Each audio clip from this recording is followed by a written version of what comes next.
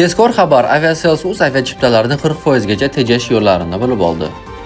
Aviasales.uz aviachiptalarini qachon arzon xarid qilish uchun oltin qoidalarini taqdim etdi.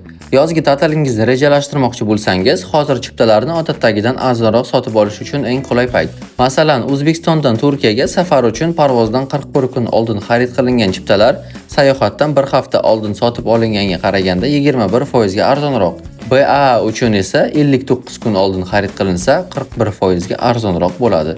Ozarbayjonga esa 35 kun oldin sotib olingan taqdirda tejamkorlik 35% gacha yetishi mumkin. Foydali sayohat qilish uchun qanday rejalashtirish kerak? Mana oltin qoidalar.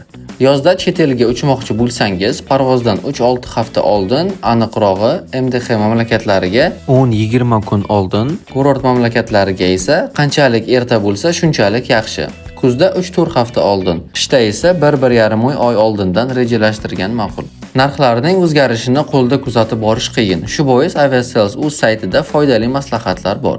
O'zingizga kerakli yo'nalish, sana va reysni tanlang, chiptani saralanganlar ro'yxatiga qo'shing va narx o'zgarganda xabar olasiz. Agar ishonchingiz komil bo'lmasa va hali sanani bilmasangiz, Aviasales.uz saytidagi narxlar jadvalidan foydalaning va siz kerakli yo'nalish uchun arzon variantlarni topasiz. Hoziroq rejalashtiring, kamroq to'laysiz va unutmang, arzon chiptalar Aviasales.uz saytida.